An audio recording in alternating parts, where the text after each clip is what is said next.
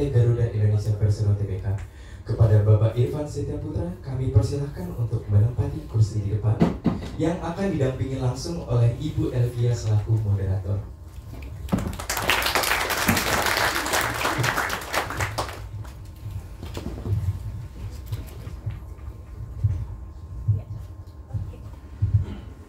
Halo, selamat malam semua hadirin di JWC ya, dan juga para hadirin di online. Selamat datang di event yang sangat ditunggu-tunggu nih Pak Irfan ya. Jadi oke, mungkin sebelum kita mulai, saya sudah tahu banget Pak, dari 2 jam lalu sudah antri ini sebenarnya. Jadi tadi kategori ini juga mungkin sampai midnight gitu ya Pak ya. Bapak udah makan kan ya? Oke, mungkin sebelum kita mulai sharing sessionnya ya Pak Irfan, saya bacakan dulu CV daripada Pak Irfan Setiaputra. Sekarang memegang jabatan Presiden dan CEO PT Garuda Indonesia Persero, dan pendidikannya Teknik Informatika di ITB gitu ya Pak.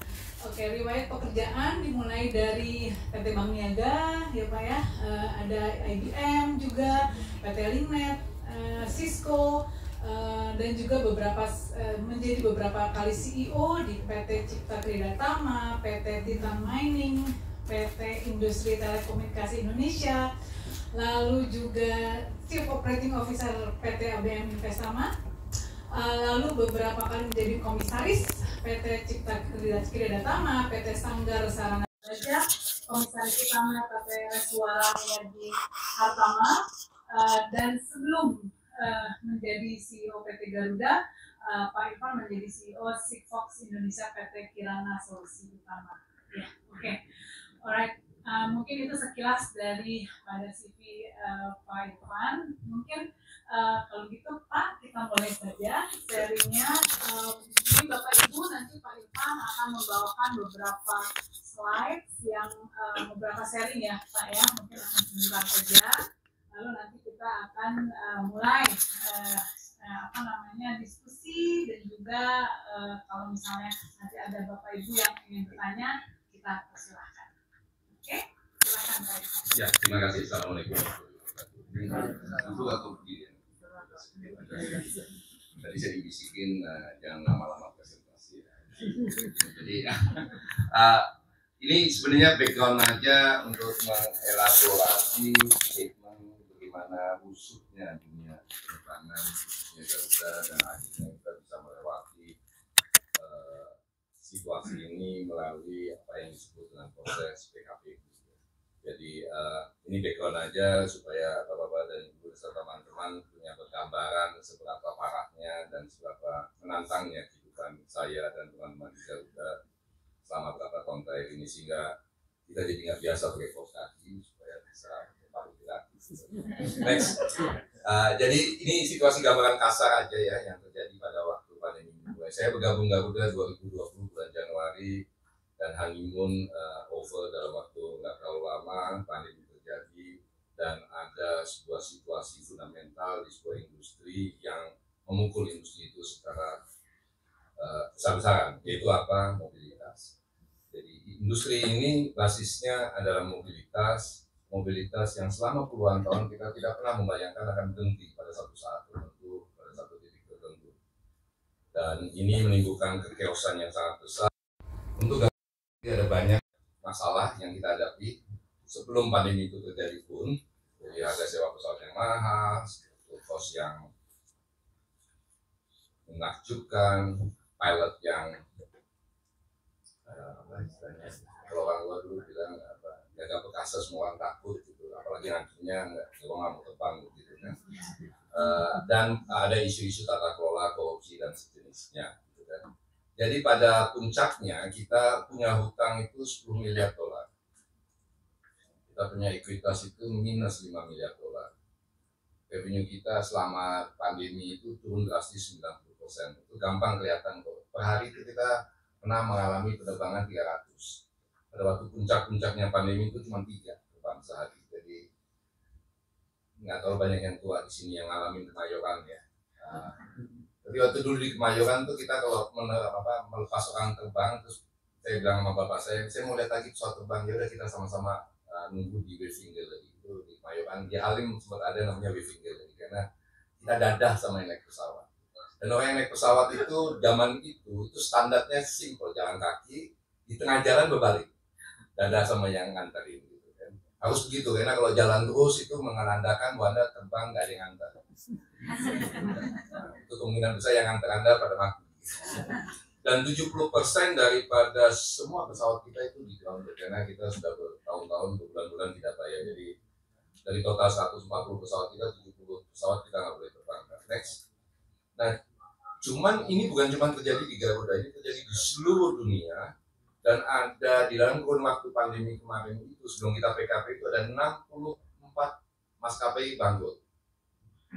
Waktu itu orang banyak bilang 65-nya Garuda gitu. Nah, kita nyari angka yang bagus gitu. Habis 65, 66 habis ya. Saya nggak mau ngomong angka 65 yang bagus, tapi kita sempat pikir wah jangan-jangan kita ke 65 atau ke 66 gitu kan. Dan pada saat krisis itu ada 81 juta employment hilang dan ada 300 miliar dolar pendapatan hilang dan 17.000 pesawat berhenti tidak terbang sama sekali. Anda mungkin sempat ngikutin berita di mana salah satu tempat yang sangat terkenal di Australia yaitu Alice Springs, semua pesawat diterbangkan ke sana karena itu tempat yang paling ideal untuk naruh pesawat supaya tidak terjadi kerusakan berkepanjangan di pesawat. Kita nggak berani nerbangkan ke sana karena pesawat itu bukan milik kita. Kalau kita terbangkan ke sana nanti diambil yang punya. Jadi kita tahu aja di Cengkareng yang ambil juga nggak berani. Seru lah pada waktu itu karena saya nggak tahu ada yang pernah ngalami nggak pesawat Anda ada satu penerbangan pada waktu itu sudah di boarding room, tiba-tiba saya ditelepon sama pemilik pesawat itu pesawat nggak boleh terbang. Dan kalau pesawat dinyatakan nggak boleh terbang, dikirim email, kita nggak berani terbangkan, pilot nggak ada yang mau terbangkan karena at that time asuransi hilang. Jadi kita dengan segenap upaya kita meyakinkan para penumpang yang mau naik pesawat itu bahwa ada masalah sedikit dengan pesawat, monggo kita rame-rame ke lounge, nikmati makanan, nanti kita ganti pesawatnya. Kita cari pesawat yang tidak di-grounded pada waktu itu. Nah, buat kami di Garuda, pilihan untuk bertahan nggak ada. Nggak banyak kalau kamu bilang. Jadi kita tahu tiap hari utangnya menumpuk karena dana yang kita punya, yang kita miliki hanya kita bayarkan untuk gaji karyawan. Itu pun kita potong dan beberapa pengeluaran yang dibutuhkan. Tapi kita sebagai national flag carrier harus tetap terbang. Ini yang jadi masalah. Jadi banyak yang nggak tahu selama pandemi itu Garuda tetap terbang ke semua tempat. Cuma seminggu sekali ya. Ke Melbourne, ke Sydney, ke Hong Kong, ke Amsterdam, kita masih terus terbang, Singapura dan segala macam. Nah yang kita lakukan next pada waktu itu adalah bagaimana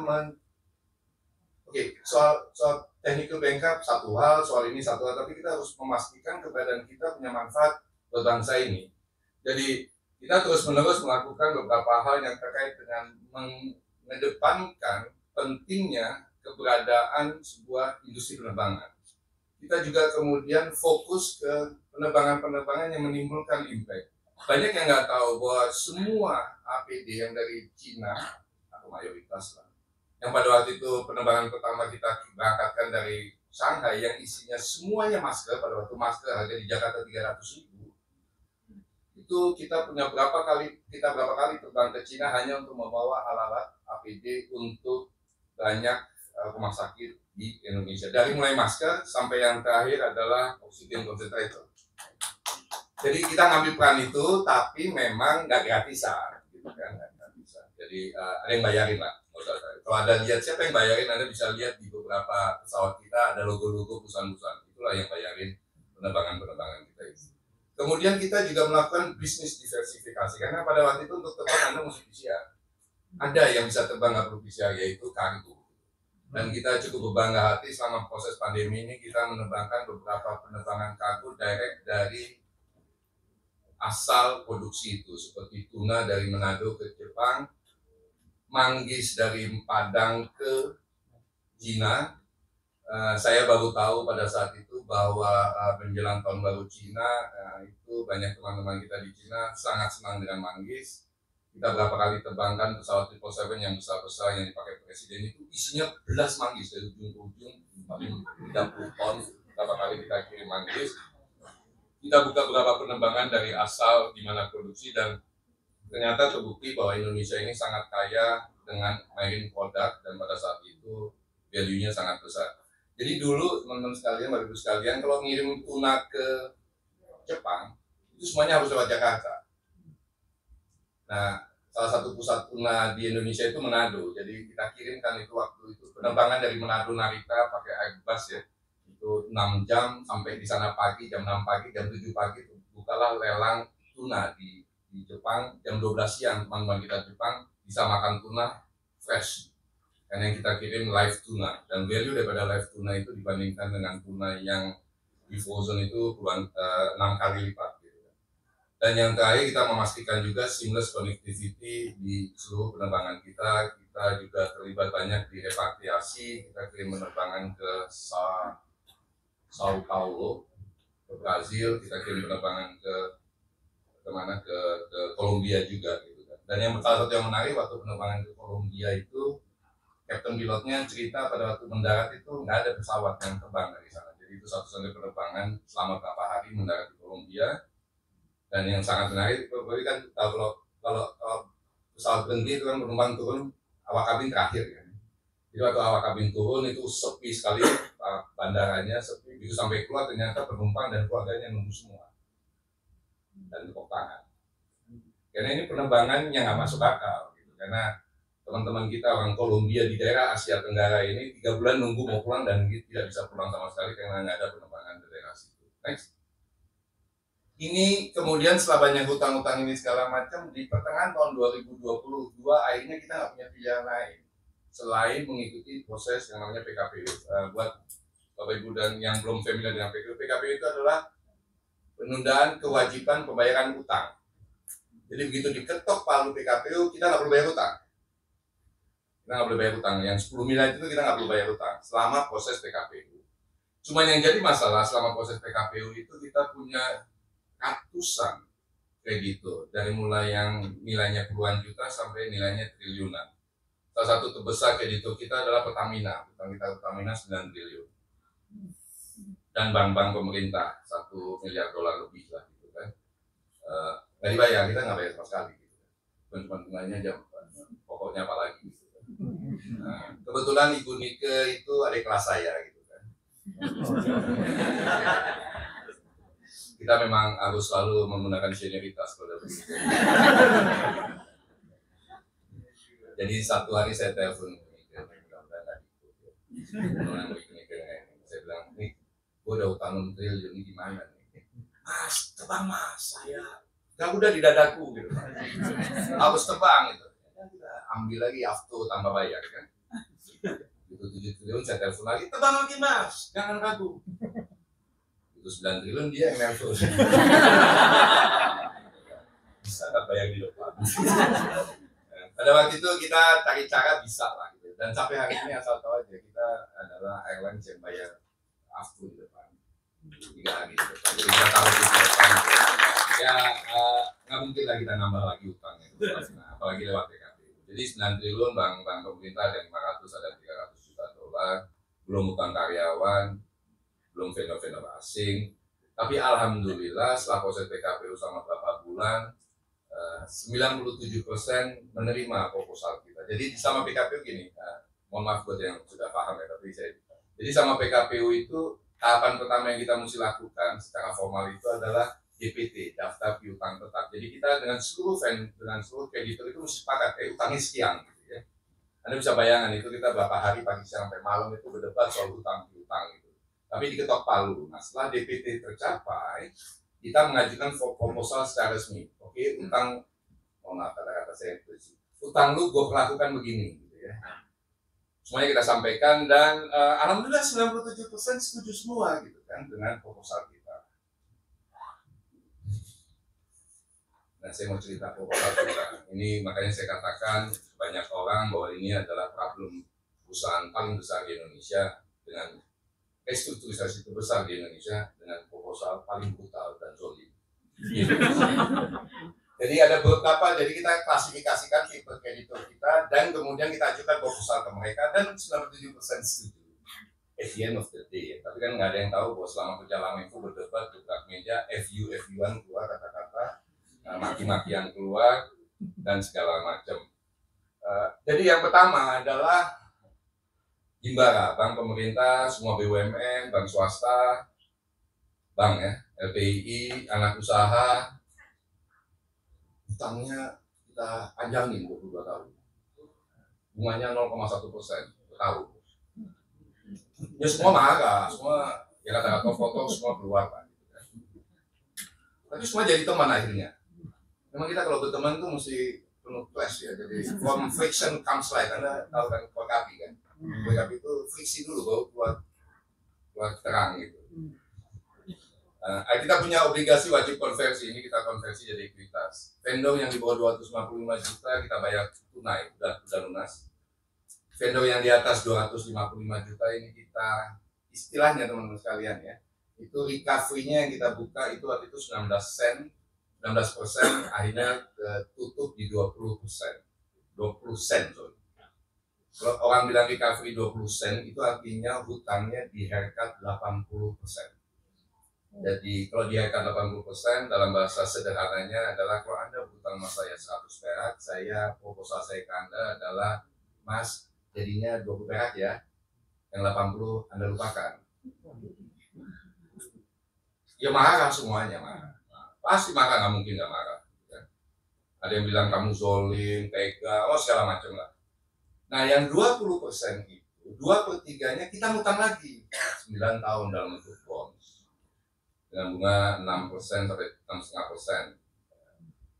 Sepertiganya jadi saham. Jadi yang 250 juta di atas 250 juta semua lesor dan segala macam itu, kita sebenarnya setelah PKP itu ngeluarin uang dalam penyelesaian utangnya, karena sepertiganya kita kasih saham yang punya pemerintah, bukan punya saya juga, cash ya kan.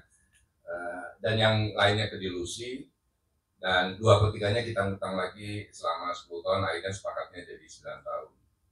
Nah, anak usaha Garuda itu Gapua, DMF, Gapua, ACS, Catering, 22 tahun juga, 0,1%, beberapa bulan kemudian ACS Catering Service kita juga PKPU gitu, karena major source of income-nya Garuda itu ditendang ke 22 tahun. Pajak dan utang karyawan kita bayar lunas, financial lease itu ada satu perusahaan yang CRG itu financial lease ya, kita kembalikan semuanya dan kita bayar sesuai dengan penjualan utangnya. Demikian Bapak Ibu sekalian. Nah, alhamdulillah ini semuanya setuju. Ya, nanti kita bisa tanya jawab cerita gimana caranya. Saya juga kalau ditanya pada waktu awal, Pak Ivan gimana kita ngadepin proposal ini, nggak tahu. Kita hadepin aja. Cuman pilihan pada waktu itu buat semua kreditur ketika PKPU, dan ini saya menyarankan ke bapak-bapak dan ibu-ibu yang punya perusahaan, PKPU itu adalah salah satu solusi penyelesaian debt utang. Tapi jangan pernah memulai membangun perusahaan dengan niat suatu hari gue PKPU. Kalau itu jahat. Artinya Anda punya duit nggak bayar utang, Anda masukin kantong ke pemilik saham, nggak bisa itu.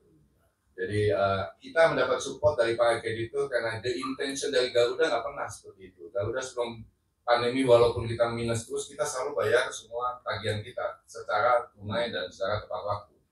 Bahwa kita bayar itu dengan hutang lagi ke orang lain itu urusan kedua. Itu urusan kedua. Tapi kita bayar, jadi kita komitmen untuk bayar. Nah, memang di Tenggarai ada banyak perusahaan atau ada beberapa perusahaan itu yang pada waktu dia bangun perusahaan itu udah niat PKP. Ya, tapi kalau Anda punya sebuah perusahaan, mimpin perusahaan dan berhadapan dengan situasi seperti di Garuda, kadang-kadang pilihan yang terbaik adalah memang PKPU. Pilihan untuk para kreditur, bila mereka tidak menyetujui proposal kita, jadi proposal itu harus disetujui oleh 50 plus 1 nama perusahaan dan 2/3 plus 1 values. Jadi dari 10 miliar itu kita mesti dapetin 67% persetujuan. Kenapa mereka mayoritas akhirnya juga setuju? Salah satunya adalah bila nggak ada setuju, the day setelah 270 hari, jadi hari ke-271, batasnya cuma 270 hari ya, PKPU itu, di hari ke-271 kita backup. Dan kalau backup, kan liquidation value-nya mesti dihitung. Jadi pada waktu kita negosiasi, kami sampaikan our liquidation value, kalau bapak-bapak dan ibu kreditur tidak setuju, ini loh value daripada perusahaan ini.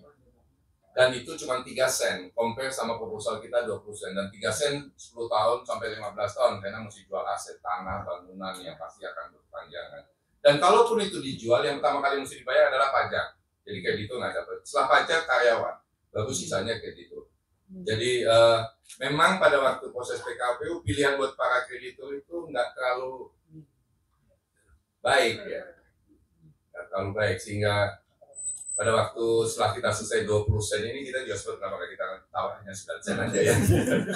Tapi kan cuma orang zolim, saya kan bukan orang zolim, jadi ya 20 sen ya 20 sen. Tetapi kenapa mereka juga setuju? Pada waktu kita menyampaikan proposal restrukturisasi utang kita juga berjanji sama mereka, kalau Anda setuju perusahaan ini akan seperti apa. Dan ini yang diskusi sangat menarik, karena ada beberapa tipe pesawat kita drop karena nggak untung sama sekali, kayak seperti CRJ. CRJ itu Bombardier ya. Bombardier itu pesawat yang fantastis sekali, karena sunyi senyap, di dalamnya tempat duduknya dua-dua. Kenapa sunyi? Karena pesawat engine-nya di sayap. Gitu. Tapi kalau kita nggak mengoperasi, pesawat itu sewa kita setiap tahun itu $20 juta. Kalau kita terbangkan, kita jadi minus 70. Kan cuma orang bego yang kemudian nerbangin pesawat itu kan. Mau ditebangin bagaimanapun nggak akan pernah bisa untung pesawat itu. Kenapa? Karena pesawat itu tipikal pesawat untuk keperluan commuting. Kenapa keperluan commuting? Karena bagasi di atasnya kecil, bagasinya di bawah nggak ada bagasi. Artinya kalau pesawat begitu kan untuk orang commuting. Problemnya di Indonesia, from the perspective of traditional activities kita commuting cuma dua kota yang orang commuting. Jakarta Bandung, itu pun buat teman-teman yang sekolah di Bandung tuh kadang-kadang cari alasan untuk nginep. Tapi Jakarta Bandung is a place kita commuting, sama Surabaya Madura. Anda lewat Bandung aja pengen nginep kan? Jadi nggak cocok, ke Cirebon aja kita tends to nginep kan? Cuman Superman yang pagi berangkat ke Cirebon, naik mobil, selesai meeting balik lagi. Cuman orang kuat aja, tapi mayoritas di Republik ini, begitu kita keluar kota, kita itu nggak commuting. Itu yang pertama. Yang kedua, kita bangsa oleh-oleh. Lu pergi nggak boleh bukan cuma istri yang marah, anak, kadang-kadang pembantu marah. Biasanya bawain saya kerupuk gitu kan. Kita bangsa oleh-oleh, dan Anda tahu kita nggak commuting, Anda nginep, perlengkapan bawaan Anda dari laptop sama kertas berubah menjadi tempat tidur. Kan ada bapak-bapak juga yang harus tidur pakai piyama gitu kan. Harus mandi dulu, harus pakai sabun ini, kalau nggak pakai sabun ini bisa gatal dan segala macam, jadi gede kan, nggak cocok pesawat itu. Dan yang terakhir, yang saya juga nggak ngerti kenapa Garuda beli pesawat itu. Kita kan semua kalau tugas maunya SPJ. Anda kalau berangkat pagi pulang sore kan dapat SPJ. Iya kan, apalagi ini orang bilang kan nggak ada, makanya pesawat commuting seperti Syadi nggak akan laku. Makanya setahun kita bayar $20 juta, kita terbangkan jadi rugi $70 juta.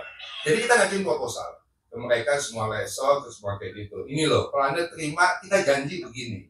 Dan Anda tahu kita janji apa? Kita janji perusahaan ini menjadi perusahaan yang profitable. Orang bilang, halo, sejarah Garuda nggak pernah profit. Kita selalu mencanangkan revenue, kita mencanangkan network, ya kan? Terbang kemana-mana. Dulu kita punya cabang di Zurich, Rome, Yunani. Ini semua kota kalau di atas Anda di Google Anda ketik sedikit muncul, kita punya cabang dulu. Terbang enggak ngerti juga gitu kan. Kita terbang kemana-mana. Saya pernah ingat sekali terbang dari Medan ke Jepang. Nah, udah Medan Narita terbang. Si penumpangnya DC-10 10. Atau saya naik ke dalam pesawat, saya tanya, ini saya posisi gini, Dek, saya masih panggil dia sama kamu dari dulu. Sekarang saya masih panggil Mbak. Di beberapa penerbangan khususnya di bisnis kelas Garuda, Anda panggil pramugarinya Mbak. Berarti lebih tua dari saya. Jadi Mbak, saya mau ke sini. Oh, udah duduk di mana aja, cuma 10 yang duduk di sini. Dan tetap terbang. Pilotnya lengkap, jam terbangnya tinggi dan semuanya. Jadi kita nggak pernah bicara soal profit. Jadi pertama kalinya kita canangkan profit, dan alhamdulillah Bapak Ibu sekalian, Garuda 2022 setelah PKPU, karena kita membalikan hutang yang 10 miliar menjadi 5 miliar dan segala macam, kita ini BUMN dengan keuntungan terbesar nomor 1 di Republik ini. Jangan tepuk tangan lah, saya malu sedikit. Karena itu pengorbanan banyak orang, jadi kita punya keuntungan 58 T ya, kira-kira. Ya, itu mengalahkan Pertamina, mengalahkan Mandiri, apalagi BRI. Jadi udah mereka utangnya saya pajangin 22 tahun, saya untungnya lebih gede gitu kan. Tapi kita juga dengan bangga dengan menyelesaikan restrukturisasi ini, kita juga mau nanti off the record lagi. Tapi nanti di ups berikutnya kita umumkan bahwa pertama kali dalam sejarah Garuda first quarter kita bisa untung. Karena kuartal pertama di Garuda ini selalu adalah low season. Kalau low season semua orang kerja santai, kerja santai semuanya. Nggak ada yang naik penerbangan gitu. Saya bilang paling low season. Tapi saya juga kalau gitu saya bayar low juga dong gajinya dong kan, sesuai dengan ini kan. Ternyata enggak kan, kita suruh bayar gaji semua orang sama. Jadi kita kuartal pertama ini dengan segala macam cara ini kita bisa memperoleh keuntungan juga. Nah, salah satunya untuk bisa profitable itu adalah ada satu beban yang kita nego bisa-bisa, yaitu sewa pesawat.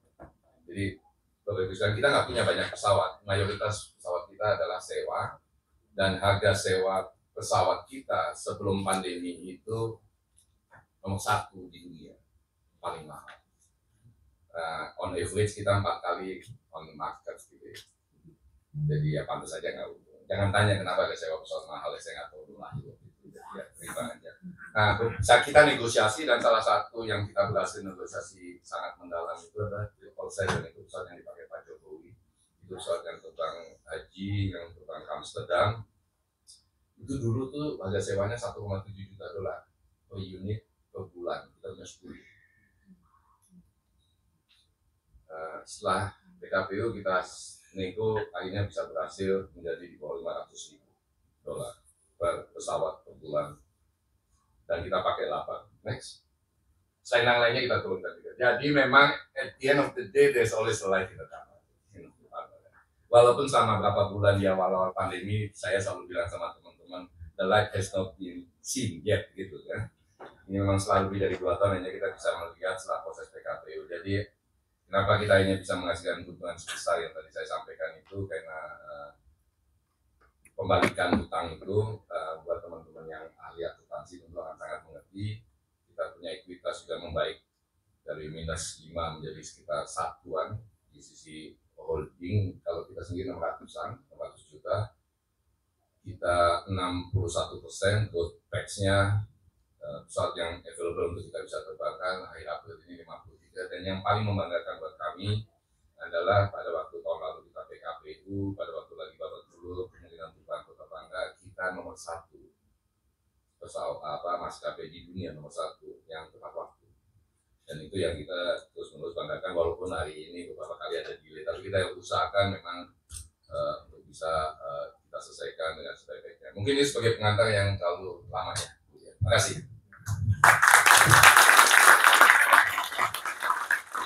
Terima kasih Pak Irfan, sangat menarik ya.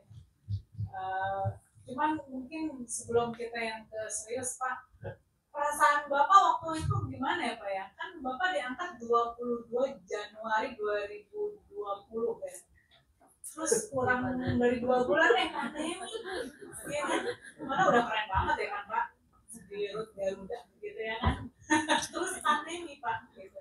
Nah udah gitu kan Bapak cerita juga kan bahwa bertubi-tubi gitu ya. Dan juga mungkin sampai ada ancaman mungkin terhadap keselamatan mungkin gimana gitu Pak? Oh nggak ada ya Pak ya? Saya selalu terancam sulit. Bapak mungkin mengancam duluan gitu ya Pak ya? Oke. Nggak, atau nggak dirasain, saya juga nggak tahu lah, walaupun ada banyak konflik, tapi enggak lah. Tapi perasaannya gimana tuh Pak? Enggak, biasa aja gitu. Jadi waktu pandemi muncul, pikiran saya juga nomor 1 adalah resign.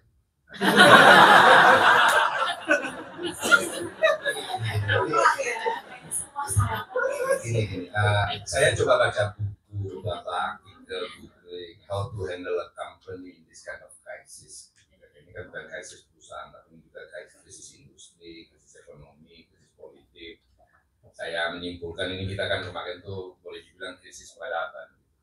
How to handle company nggak ada, gituan gitu kan. Saya ketemu sama 3 prominent CEO, mungkin juga pernah dipanggil di sini, gitu kan. Perusahaan yang ya lulusan Harvard, MIT, atau saya kan sekolah Bandung agak jauh, banyak orang bilang agak kampung, gitu kan. Tapi nggak ada apa-apanya lah kalau soal kemampuan akademik, kecerdasan segala macam. Saya minta ketemu sama mereka dan saya bawa catatan. Di company ini kondisinya begini. Kalau soal baca sedikit-sedikit ngerti dan membaca posisi perusahaan nggak terlalu sulit ya buat saya pada waktu itu. Karena pengalaman saya megang beberapa perusahaan sebelumnya. Dan biasanya lagi perusahaan lagi susah, jadi saya tahu juga nih gimana nangkep mana yang susahnya. Jadi minta waktu ketemu tengah-tengah pandemi, diam-diam ketemu sambil ngopi-ngopi, ngerokok, terus saya bilang di kondisinya, gue mesti ngapain? Tiga-tiga tersenyum gitu ya, gampang kan. Saya catatan gitu, bisa. Saya masih bertetapan hati, masa sih nggak ada solusi buat perusahaan kayak seperti ini. Ketemulah salah satu profesor di SBM ITB. Saya nggak tahu posisinya apa nggak waktu itu, tapi karena saya waktu itu anggota MBA ITB, ketemu profesor, terus kalau Telkom saya sih bisa kasih nasihat. Kalau kimia farma dan kondisi gini fokus ke obat-obatan begini. Kalau Garuda gimana Pak? Saya doain aja deh. Jadi ya sudah nggak ada buku, nggak ada experience, nobody can talk, ya kan cuma orang cerdas yang nggak memutuskan, nggak bisa ini. Jadi kalau ada yang nanya Pak Ivan, Anda mau resign selama kasus pandemi ini berapa kali? Oh 138 kali. Tapi memang di balik keinginan resign saya ini, ya contemplate lah. Kenapa Irfan sampai ke Garuda? Kenapa enggak Ani? Kenapa enggak Mitra? Kenapa enggak Anda? Kenapa enggak dipanggil? Itu kan calon dirutnya kan kalau nggak saya Jonan, Susi, Jonan kan pinter-pinter gitu. Mungkin Gus Dolo punya reason kenapa saya gitu. Yang saya juga nggak tahu gitu kan. Jadi dan yang kedua memang kalau orang yang kenal saya, ya saya sih cerdas amat, tapi nggak ada cerita saya mundur. Gitu kan. Anak saya pernah bilang udah apa gitu kan. Saya pikir juga ya. Jadi saya bilang sama anak saya gini, apa tuh mungkin makan mati juga. Gitu. Terus kenapa nggak mundur sekarang? Ya minimal kalaupun papa mati, yang bunuh papa nggak gampang. Jadi ya gampang lah, yang penting udah mau resign. Jadi kalau lagi galau resign gitu. Tapi memang saya mau inform aja teman-teman sekalian yang punya keinginan megang company kayak beginian suatu hari nanti. Ini makan memang job energi, pikiran, energi waktu ya, tenaga dan waktu dan perasaan. Jadi acuannya waktu sih. Dan kalau Anda tanya Pak Tiko, yang tadi habis-habisan kita bawa dengan Garuda itu memang selamat karena kita, bukan karena dia pintar, bebal. Memang butuh orang bebal kalau begitu, bukan orang tough ya, bebal aja. Bukan nggak bisa mundur gitu segala macam. Buat saya pilihan untuk mundur memang susah. Saya kan udah umur segini, nggak mungkin saya tutup karir saya dengan foto deretan dirut-dirut Garuda dan saya yang terakhir, kan nggak mungkin juga kan. Berarti tahan banting ya Pak Irfan ya? Yang ada pilihan. Nggak ada pilihan, oke. Cuman Pak, kalau untuk seseorang yang melihat ini tidak ada pilihan, maju terus gitu ya Pak ya, tanpa katakanlah tidak ada saran-saran gitu ya, semua menyarankan resign gitu ya, tidak ada buku juga untuk belajar gitu ya. Tapi kok Bapak bisa ditobatkan menjadi top CEO gitu ya, top 100 CEO gitu ya, last year ya? Itu banyak.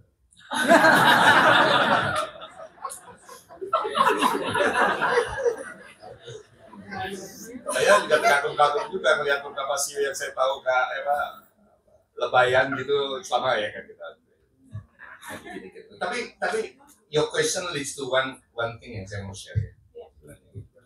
Jadi kalau ditanya what's the plan pada saat itu nggak ada. Sebenarnya kita bertahan ya, kita diskusi segala. Tapi after all the things gone, saya dan teman-teman direksi juga manajemen kita sering diskusikan. Jadi sebenarnya apa yang bisa membuat kita itu bertahan? Apa yang membuat kita bisa lalui ini? Dan saya mohon maaf, ini saya preach kemana-mana akhirnya. Jadi kita tarik mundur segala macam, next time. Jadi di dalam kita coba merefleks balik, kita tanya juga banyak orang, what is interesting lihat Garuda pada waktu Anda jadi kreditur, menerima proposal, berinteraksi sama kita. Mereka mayoritas datang dengan satu thinking bahwa ketika deal sama Garuda itu enak. Karena apa? Karena Anda dan tim selalu coba cari solusi di balik perbedaan yang ada. Kan waktu ya bayangin saya ngomong recovery 20 sen kan udah mereka mintanya recovery 1 sen loh, $1 kalau ini kita tawarin 20 sen kan. Tapi ya kita ajak diskusi, kita ajak bicara, dan endless meetings dan segala macam, tentu banyak kata-kata kotor di dalamnya itu ya. Tapi telan aja, orang kita ngutang kan kita mesti siap menerima kenyataan buat dihajar orang gitu kan. Jadi kita dianggap, dan akhirnya kita juga menyimpulkan bahwa kita ini tim yang selama 3 tahun coba cari solusi. Salah satu solusi yang saya selalu banggakan itu adalah masker pesawat. Masker pesawat kan gila kan. Ngapain? Tapi ketika kita bikin, kita kaki gimana? Coba nih di masker Pak, siapa tahu orang bergembira. Ternyata para pilot juga rebutan mau terbang pesawat itu. Saya bilang, ngapain lu nggak bisa lihat juga maskernya gitu kan? Ya, tapi kan kalau udah mendarat bisa foto-foto. I've been in this plane gitu kan. Terus kemudian ternyata kita lihat juga para penumpang sebelum naik pesawat berhenti gitu kan. Oh, ternyata dalam segala macam kesulitan ini kita juga bisa menciptakan keceriaan. Yang kedua, kita bikin ini. Saya di dalam perjalanan itu bersama teman-teman desa menemukan bahwa ada orang maniak fotografer. Spotter gini, sekarang saya bikin terus, ada pesawat terbang, inilah gitu. Sampai juga saya bilang, kayak orang nggak jelas gitu foto-foto pesawat yang itu terus gitu kan. Terus kita undang, kita bikin yuk menjelang maghrib, kita buka orang untuk bisa foto di Garuda Maintenance Facility itu. Pesawat lagi parkir banyak, kita suruh foto gitu kan. Nggak dalam 15 menit habis. Dan waktu saya datang itu memang gila, nggak orang tiduran foto dari sana, ngeliat foto. Ya artinya apa? We can still get sense of happiness lah di banyak orang. Nah, untuk bisa dapetin solusi, untuk bisa ketemu solusi, kita juga dalam diskusi kita juga menyampulkan bahwa hanya orang-orang yang berpikir positif yang mampu mencari solusi. Bukan berarti solusinya benar ya. Berpikir positif. Nah, untuk bisa berpikir positif, saya harus klaim, saya kalau udah kayak begini sangat arogan. I'm running a company, the worst company in Indonesian history kan, dengan restrukturisasi yang paling brutal.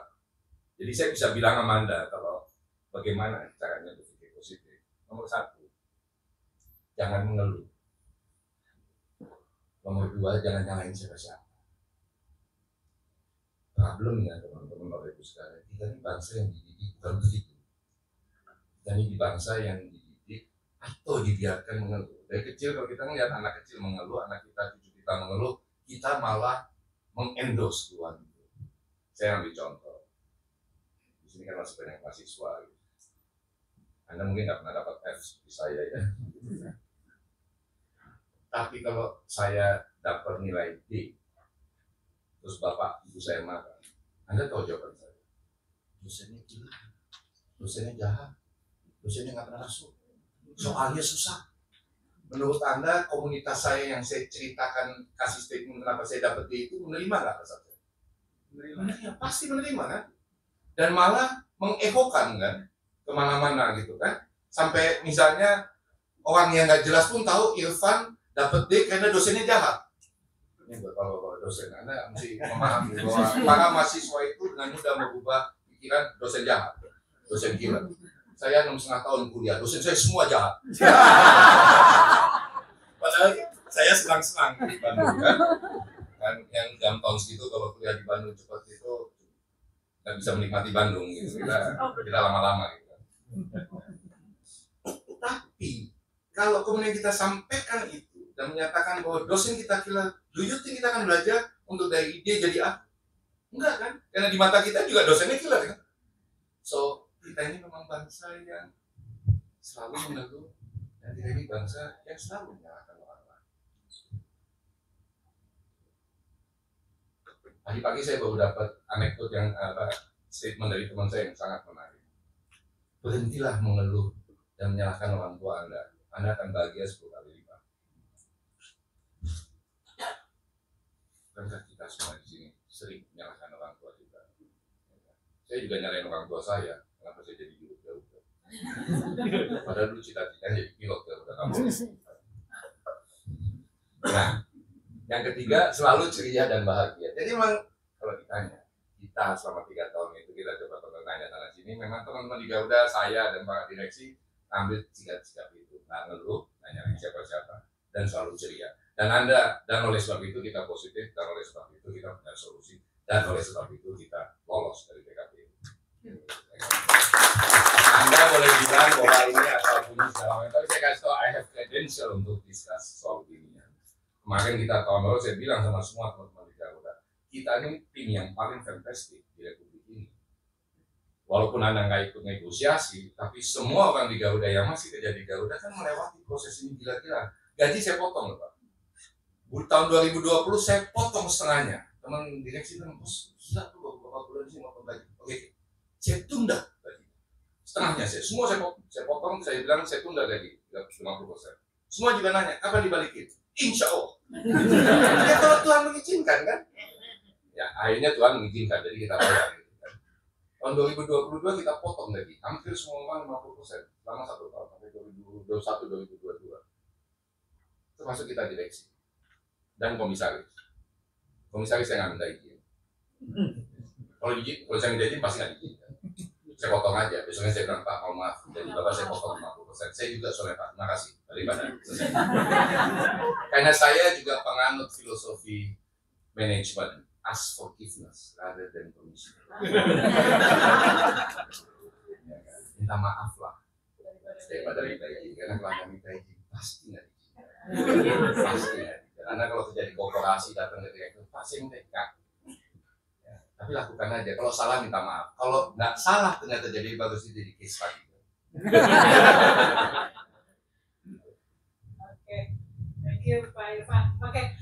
Mungkin Pak Irfan kita buka question untuk teman-teman Bapak Ibu yang hadir di sini. Silakan Bapak Ibu. Ya. Saya minta maaf nggak ada buku, nggak ada artikel yang saya ingin jadi ini akademik ya, tapi sharing aja lah. Iya dong Pak, sharing. Silakan Bapak yang boleh.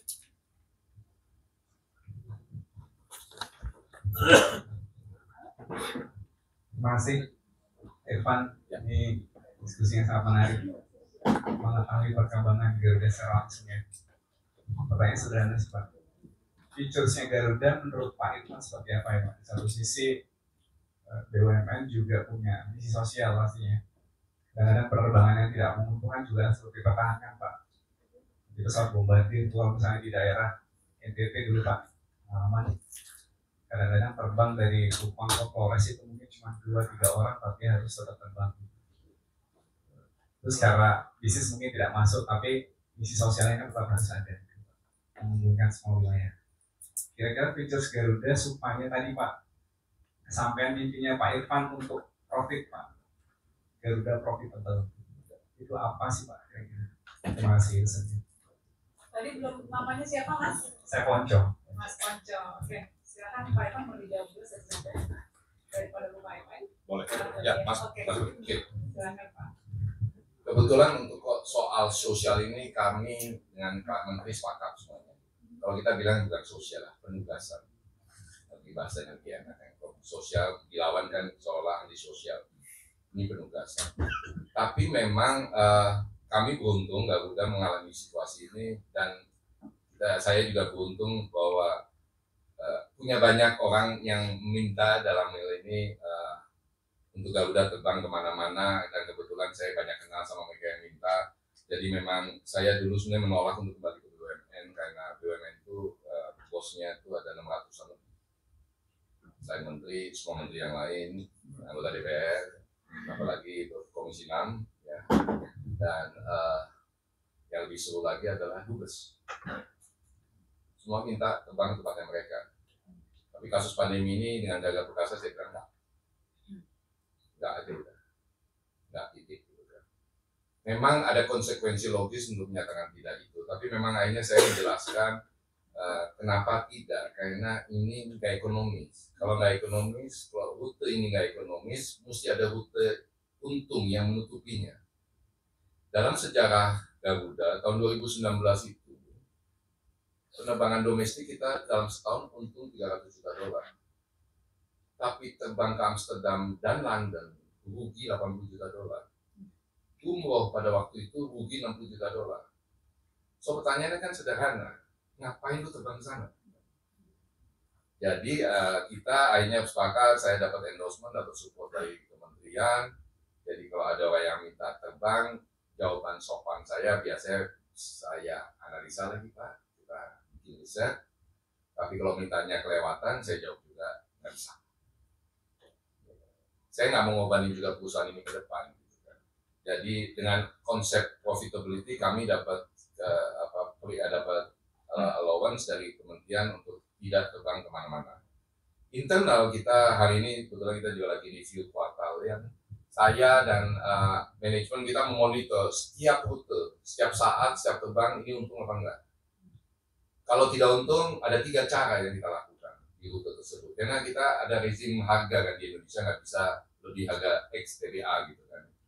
Dan saya sampaikan ke seluruh leaders di Garuda, nomor 1 kita rubah-rubah jadwalnya, atau kita bikin program sedemikian rupa, kita bikin sales, marketing activities untuk orang terbang dan bayar harga mahal. Itu yang pertama. Kalau tidak bisa, Anda saya ganti. Kalau setelah pengganti Anda nggak bisa juga, saya ganti lagi. Kalau setelah 2 kali saya ganti GM-nya nggak bisa, saya tutup rute itu. Dan saya bilang, saya nggak peduli rute apa yang saya tutup. Saya nggak peduli. Seperti contoh, Jakarta Perth ya. Kita tutup. Kemarin tiba-tiba salah satu Menko telepon saya, Van, bisa dibuka nggak? Nggak bisa Pak. Kenapa nggak bisa dibuka Jakarta Perth? Karena Jakarta Perth itu adalah rute yang sangat unik, di mana para pengguna rute itu selalu cari harga yang murah. Jadi kalau kita bilang ini rute LCC, Garuda pernah terbang nggak pernah untung. Terus ngapain kita coba lagi? Kita terbang ke rute-rute yang menguntungkan dan bisa menghasilkan keuntungan. Jadi untuk mencapai profitability perusahaan, kita mesti datang ke unit terkecil kontributor daripada profitability. Untuk airlines itu adalah penerbangan rute tertentu. Dan buat kami yang penting setiap kali pesawat naik itu untung. Saya nggak peduli market share saya hilang. Kalau Anda lihat di lapangan kan lebih banyak warna merah sekarang kan, nggak apa-apa, nggak masalah. Yang penting setiap kali saya terbang saya untung kan. Itu yang kita lakukan dari waktu ke waktu. Jadi untuk memastikan bahwa ini juga akan kejadian ke depan, kami lagi engage sama McKinsey dan dalam waktu dekat kita akan keluarkan charter. Jadi bukan lagi SOP Bapak Ibu sekalian. Charter yaitu Jakarta Surabaya. Kalau mau diterbangkan dengan menggunakan tipe pesawat ini, pertama, bisnis kelasnya harus terisi berapa orang, ekonominya minimum berapa orang, kargonya berapa orang, bisnis kelas harga minimumnya berapa, ekonomi harga berapa, kargo harga berapa. Kalau ini nggak tercapai, kita mesti review terus-menerus gitu kan. Nah, charter ini ditandatangani oleh para direksi, diinformasikan ke komisaris, dan diberitahu ke pemilik saham. Supaya apa? Supaya pengganti saya nggak bisa seenaknya terbang, dan kemudian misalnya ke Surabaya, isi 10 orang setiap hari, nggak bisa. Dan ini sampai pemilik bisa lihat bahwa Anda melakukan tugas yang tidak benar. Problemnya airlines adalah seperti itu. Excitement seorang CEO itu gila-gilaan. Anda tahu lah CEO airlines seperti apa. Very sexy positions, terbang kemana-mana, dikelilingi wanita-wanita cantik, gitu kan. Tinggal Anda mau memilih, misalnya gitu. Mohon maaf, oleh sebab itu kami di Garuda nggak lagi mau ngiklanin pramugari. Kagak ada cerita ngiklanin pramugari. Karena begitu pramugari diiklankan, kita jadi seksis. Yang kita pilih pasti yang muda, putih, langsing, tinggi, agak moleng. Ini kan seksis bener. Begitu Anda naik pesawat, lu kok tua, Van? Tapi saya ini kan airlines, Pak. Saya ini kan bukan panti pijat. You're not selling girls. Yeah, I tell you one very straightforward. I'm not selling girls. Terus ngapain gue taruh perempuan di muka iklan gue? Iya kan? So nggak ada, sorry. Selama Irfan jadi dirut, kagak ada. Anda bisa cari-cari iklan-iklan pramugari. Kemarin ada konsultan presentasi, terus terima kasih foto-foto kabar. lu cabut itu atau keluar. Cabut we are bringing service with dignity ya. Kita mau entertain, mau service semua penumpang kita dengan respectful supaya dia juga respect. Tapi bukan dengan mencantumkan gini. That's why menurut saya Singapore Airlines is in deep shit situation ke depannya. Because they're selling girls, Singapore girls. Ya mungkin kita berbeda paham buat dengan bapak-bapak beberapa di sini. Tapi sorry, saya sih sama. Udah dirut suka dirut kan. Dan menurut saya nggak mau jualan perempuan karena istri saya perempuan, anak saya perempuan, cucu saya perempuan, mak saya perempuan. Saya nggak mau jualan. Kalau Anda mau beli, belilah di Makai, bukan di airline.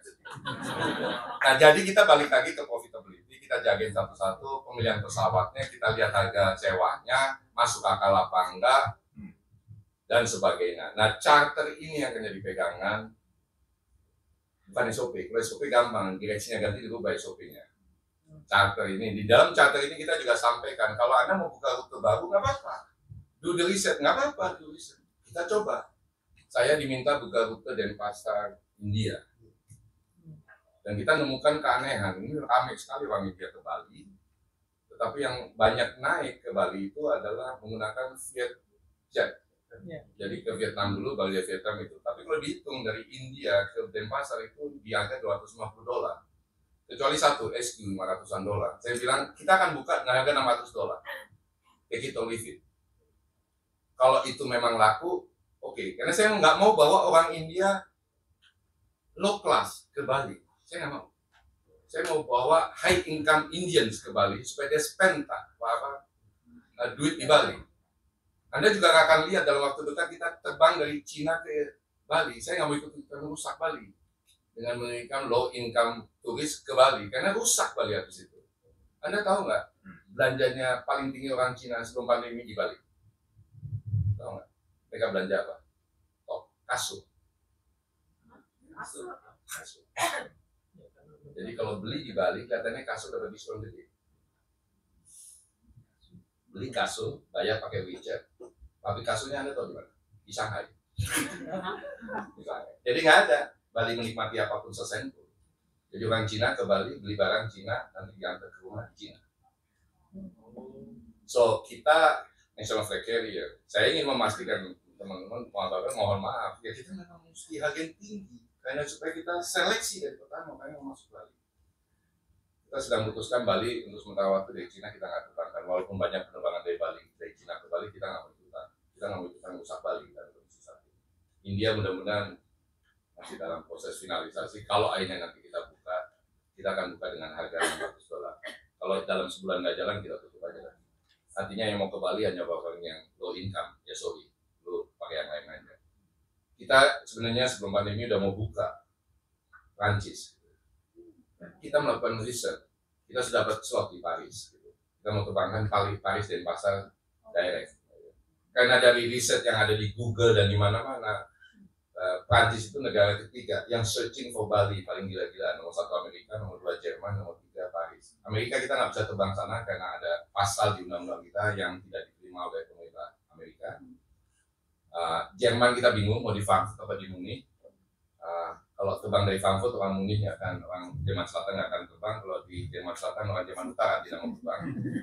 Paris ini menarik karena biasanya ujian jauh dulu mereka selalu ngambil Thai. Jadi dari Paris ke Thai ke Denpasar kita coba buka. Ini mature people, orang tua, pensiunan dan menghabiskan waktu biasanya lebih dari 2-3 minggu di Bali. Dan namanya orang tua mungkin malas jalan-jalan, pasti ngabisin waktu di hotel. Apa yang dia lakukan, minum-minum, ya kan? Sampai mabuk, minum di hotel kan, bayar sama hotel, mabuk, bangunnya siang, quick breakfast fee-nya kelewatan. Jadi langsung mesti bayar. Kan? Itu akan memberikan economic impact di Bali. Daripada orang-orang yang kemudian bayar kasur dan rame-rame. Please bear in mind, turis ini penting buat kita, tetapi kita juga nggak boleh mata gelap asal turis gitu kan, yang kemudian merusak dan nggak spending anything dan tidak memberi impact kepada perekonomian daerah tersebut. Terima kasih. Menjawab ya Mas. Terima kasih Pak. Oke, sudah sini dulu ya. Oke, silakan Mbaknya. Sorry ya Mas, biar Assalamualaikum warahmatullahi wabarakatuh. Selamat malam Kak Irfan. Saya Mona Kasfitri. Dulu saya kerja di Garuda sebagai data analis dari tahun 2012 sampai tahun 2017. Dan alhamdulillah karena saya mengikuti di Garuda Indonesia, saya tesis di Garuda Indonesia dengan judul pengaruh penetapan kerja sesuai dengan motivasi dan kinerja karyawan Garuda Indonesia, dan saya diterima menjadi dosen di Binus University. Jadi waktu itu saya sebagai habis menerapkan rute-rute yang saya buka itu sekarang rute-rute yang bapak tutup.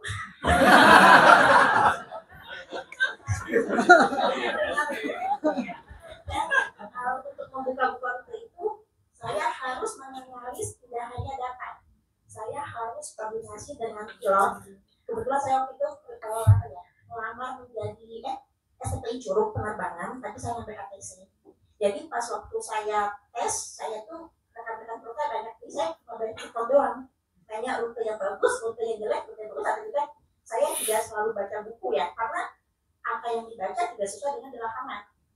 Seperti penerbangan di pasar yang bagusnya itu jam 10, sementara maskapai lain tuh penuhnya di jam berapa gitu. Jadi pertanyaan saya adalah, dalam sehari itu Bapak istirahat berapa jam ya Pak ya? Soalnya saya sebagai analis penerbangan kadang-kadang saya tuh berhenti ya Pak ya, berhenti karena saya memilih antara saya tetap kerja di Indonesia atau saya menyelesaikan tesis S2 saya. Saya memilih untuk berhenti dan saya jadi dosen terus. Terima kasih. Tidak Anda berhenti tepat ya. Karena kalau Anda terus mungkin saya berhentikan. Ya, soal tadi ada cerita soal database, rute segala macam. That's the fundamental problem di airline. Semuanya di view dari teknik. Karena saya kebetulan bukan orang airline, saya datang dengan view behaviors. Jadi kita menyaksikan ke Jakarta Denpasar, ini jam berapa aja sebenarnya oke gitu kan. Dan salah satu yang paling yang tadi saya pikir nggak oke, ternyata oke sekali, yaitu penerbangan jam 7 pagi dari Denpasar ke Jakarta hari Senin. Jam penuh terus. Dan ternyata kita menemukan kenapa orang memilih Senin jam 7 pagi, yang kalau dikorelasikan dengan BIP jam 6 pagi. Anda keluar dari hotel, kalau nggak pas dekat airport jam 4 pagi, gitu kan? Waktu Jakarta ya. Dan pas saya pernah terbang dan saya pernah dengar, saya ketemu sama orang, ternyata mereka yang terbang jam 7 pagi itu biasanya nggak tidur. Jadi continuing the party gitu, daripada pulang malam minggu malam, tanggung di tengah jalan. Kalau mabuk lagi tanggung, mendingan sekalian aja sampai pagi gitu. Makanya jam 7 pagi hari Senin penuh, tapi Selasa kosong. Jadi memahami behavior orang terbang itu sangat penting. Contohnya, kemarin saya ke Pontianak. Jadi GM kita datang ke saya, Pak bisa minta tolong nggak? Citylink jam terbang dari sini sore. Gimana? Coba tolong cerita. Jadi dulu waktu Citylink belum terbang dari Pontianak sore ke Jakarta, Garuda penuh. Tapi ternyata setelah Citylink terbang berdekatan dengan Garuda kosong, mulai berkurang. Nah saya melakukan riset kecil-kecilan, kita menemukan bahwa banyak orang dari Pontianak, saya spesifik aja dari Pontianak, itu maunya terbang sama Garuda Group. Begitu ada Citylink, terbangnya sama Citylink, karena lebih murah. Kita tanya juga, mereka cari yang safe. Jadi cari penerbangan yang aman, dan menurut mereka Garuda Group ini menjaga safety dari penerbangan, sebab itu pindah. Instead of meminta Citylink nggak terbang, Garuda nya nggak saya terbangin. Kenapa nggak saya terbangin? Saya pindahin Garuda jadi pagi hari. Jadi yang sore itu terbang satu-satu yang terbang dari kita adalah Citylink. Anda bisa pesan tiket Garuda, tapi code share Citylink, operated by Citylink, dan itu penerbangan dari Pontianak ke Jakarta paling murah kalau naik Garuda. Karena terbangnya nggak pakai Garuda, pakai Citylink. Kalau Anda pengen memang pulang sore itu, pakailah Citylink. Kenapa mesti pagi? Karena kita menemukan di Pontianak atau di Kalimantan Barat itu ada 43.000 warga Singkawang ber-KTP di Singkawang, tapi tinggal di Jakarta. What does it mean? Kalau Anda KTP-nya Solo, tinggal di Jakarta, Anda warga negara apa? Solo. Anda pulang setahun sekali atau sebulan sekali? Sebulan sekali. Tapi kalau Anda orang Solo pindah ke Jakarta, ubah KTP jadi Jakarta, Anda pulang Solo baru kali setahun sekali mudik. Nah, understanding ini jadi penting sehingga kita terbangkan pagi, jadi Citylink sore penuh, Garuda pagi penuh karena nyampe ke Jakarta sebelum jam 9 sehingga bisa meneruskan activity dan meeting di Jakarta pagi hari. Kita juga menemukan penerbangan Jakarta Padang, orang Minang yang ke Jakarta 67% itu nggak pesen tiket pulang. One way, kenapa? Karena mayoritas orang Minang kalau ke Jakarta, Anda tahu geraknya di daerah Tanah Abang, Sudirman. Pesawat kita jam 2 dari Cengkareng. Kalau pesawat jam 2 dari Cengkareng, artinya dia mesti menghentikan aktivitasnya jam 11 pagi. Orang Minang pasti nggak ikhlas untuk terbang sama Garuda. Mereka pilih penerbangan sore dari Halim, sehingga mereka bisa meneruskan aktivitas mereka di daerah Tanah Abang sekelilingnya, Tamrin City, dan segala macam Sudirman, Kuningan, sampai jam 2:30. Understanding behavior ini jadi penting. Problemnya selama ini kita ngomong technical aja. Kosong Pak, terus diturunin Pak harganya. Saya bilang Valir lu nurunin harganya. Buat saya ngisi penerbangan, istilah kita SLF, penumpang itu SLF, 100% di Garuda gampang. Jual aja harga SI, apa, Lion Air, pasti naik semua. Ya, pasti naik semua Garuda. Tapi kan kita jadi rugi kan?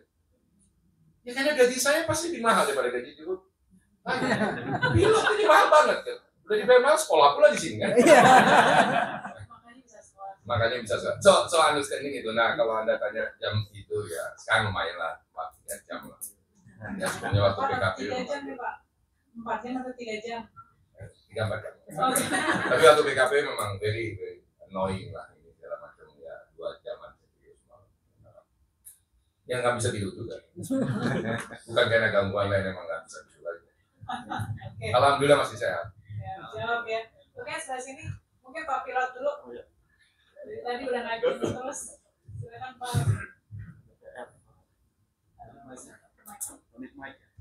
Silakan. Ya, saya juga alumni sini. Namanya Mas? Gunawan. Itu mengenai mitigasi. Jadi masa kedua saya itu ke tahun 2022 kemarin. 22. Jadi saya bisa lihat sukses story-nya Pak Irfan karena saya lewatin Pak. Saya join Garuda dari 2002. Juga ikutan waktu itu pengadaan pesawat, jadi bawa kapal sewaan dulu. Jadi saya bisa lihat kalau teman-teman mau lihat sukses story-nya, bukunya Pak Pras Garuda Inside Story, bisa cari online. Nah, yang jadi pertanyaan saya terkait juga ini untuk disertasi proposal. Saya ambil DRM di sini baru kami. Kalau yang mau berminat, loyal ya, loyal customer ya. Loyal customer. Jadi intensinya cukup baik. Dan kalau lihat template pilot Garuda ya seperti ini. Jadi tentunya juga oke, dan saya menghargai apa yang sudah dikerjakan oleh Pak Irfan. Tetapi kalau memang maunya pilot ya banyak Pak. Jadi kalau pilot itu ada 4, mungkin kali 2, jadi mau itu, atau mungkin kali 3, jadi 12 pilihan itu habis. Jadi memenuhi harapannya memang nggak mudah. Nah, saya lebih tertarik sekarang terkait karena melihat yang sebelum-sebelumnya Pak juga mengalami terkait pengadaannya, performance strategi, sustainable ke depan. Saya juga ada obrol ke beberapa. Saya probably lihatnya kalau yang baru join kan ada beberapa negara lain baru. Leasing memang pilihan yang paling mudah. Tapi untuk satu independensi atau kemerdekaan terkait ucapan karir dan Garuda, beberapa memilih baik Pak terkait yang sustainable ya. Dari Pak Irfan sendiri melihatnya terkait sustainable performance strategi untuk setelah sektor ini expansion itu lebih apa? Ya, dan saya mau bilang juga yang dijual Garuda dan juga business school itu value, bukan sekedar produk. Jadi itu makanya ya value dari Garuda sendiri. Ya, terima kasih. Jadi memang ini memang pertanyaan yang terus kita tanyakan internally what is the best choice. Jadi gini, ada masa di mana Garuda itu beli semua pesawatnya. Beli karena pada waktu itu dicembungin di sama pemerintah atau ngutang sama bank. Jadi mekanismenya ngutang sama bank beli. Problemnya dengan ngutang sama bank ini kan ada faktor-faktor yang disyaratkan misalnya oleh OJK maupun aturan manapun soal loan perbankan. Oleh sebab itu di zaman tahun saya pikir di akhir 2010 itu leasing jadi sangat populer. Kenapa? Karena you don't need too much money, ya kan? Kemudian ada deal dengan leasing company yang bisa menyediakan pesawat berapapun yang Anda minta, walaupun di case-nya Garuda itu deal-nya sama manufacturers, habis itu dijual ke leasing company. Makanya ada masa di mana Garuda tuh untung. Karena apa? Beli misalnya pesawat harga $100, dijual ke leasing company $150, dibukukan keuntungan $50 di tahun itu. Yang bikin itu lupa, leasingnya di basis harga $150 sepanjang 10 tahun, 12 tahun. Gitu kan. Nah, ketika ada unsur lucu-lucuan pada waktu beli dan leasing ini jadi berantakan lagi karena Garuda tiba-tiba untuk jenis pesawat yang sama mesti beli $300 gitu kan. Harganya di leasing kan $300. Tapi itu soal niatan, soal proses, dan soal kepentingan lah. Artinya kalau kita udah bisa compliance kita jaga, interest amanah kita jaga, mestinya kita bisa deal dengan harga yang normal seperti orang lain, sama Anda nggak main-main kepentingan dan segala macam, karena turun bunda akan selalu menuju. Tetapi yang jadi masalah dengan leasing sekarang ini adalah PSAK 73 yang copy paste dari IFRS yang menyatakan bahwa misalnya Anda leasing 10 tahun ke depan, 10 tahun ke depan itu liabilities yang Anda mesti bukukan sebagai hutang.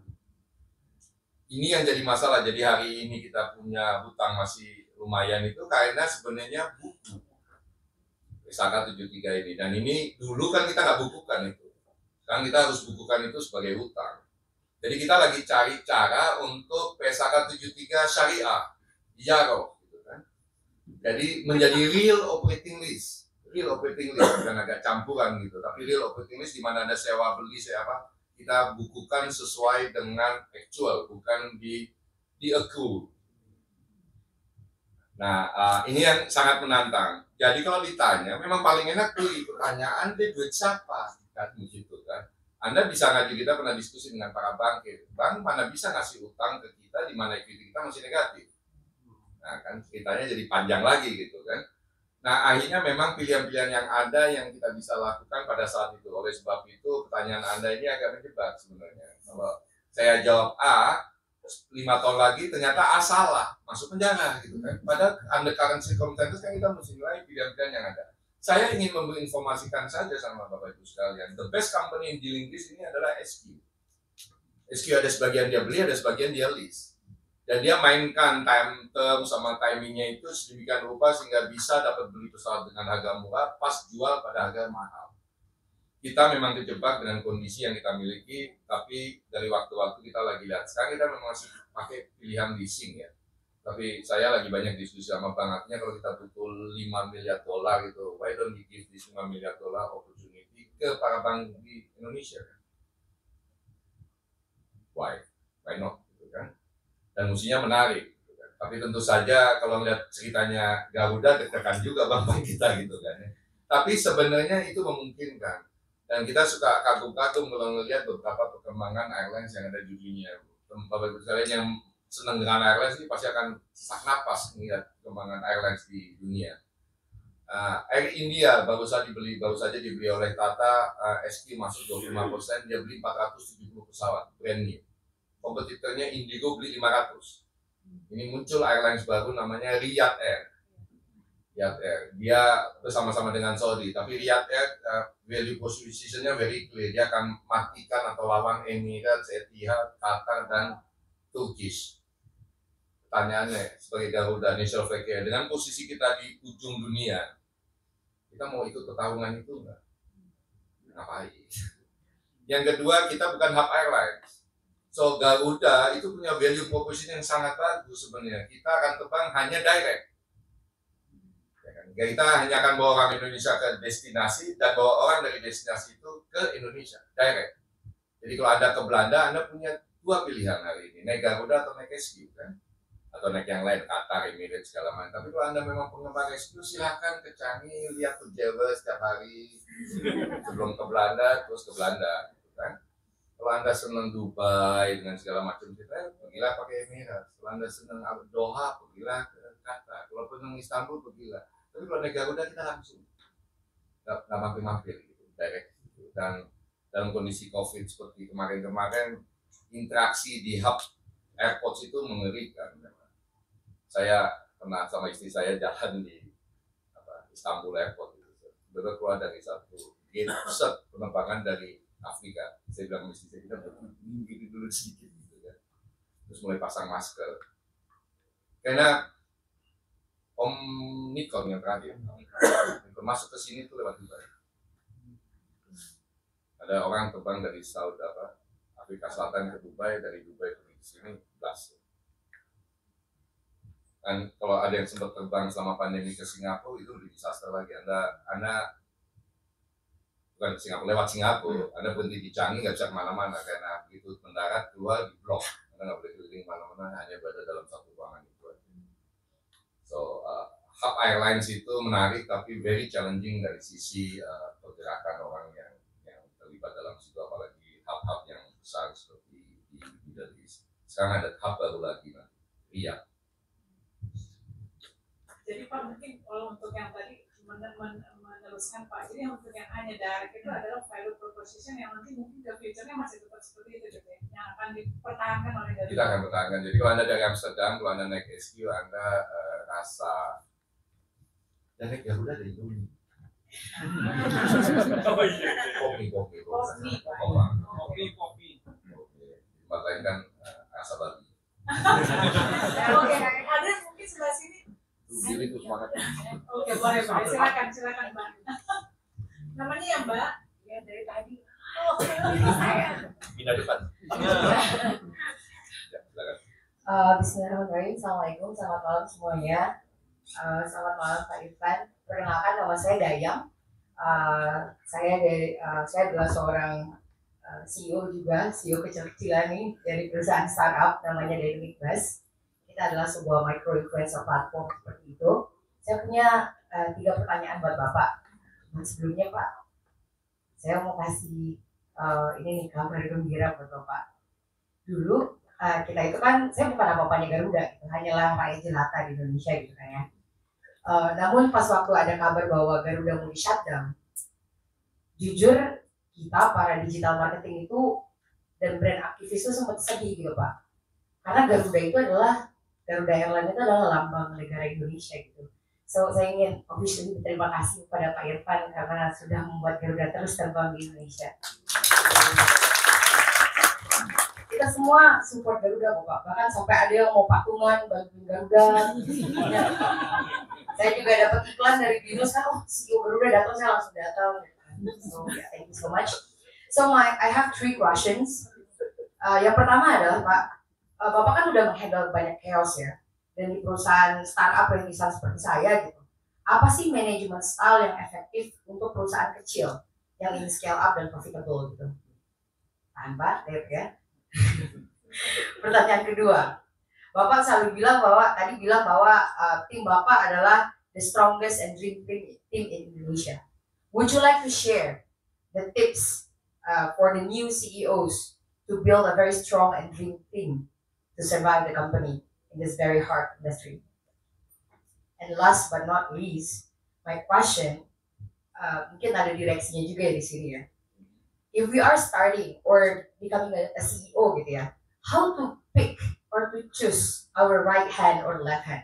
Of course, we have a direct advisor gitu kan, Bapak tadi cerita kayak, oh iya saya datang ke profesor, saya datang ke sini, co-founder saya juga di sini, oh ternyata gitu ya cara Pak Irfan survive gitu kan. But how do you actually, when the company is going bigger and bigger gitu kan, how to choose your left hand and right hand? So, like the closest person that give you advices for decision making. Itu aja Pak, terima kasih banyak ya Pak. Saya Dayang dari Pontianak by the way.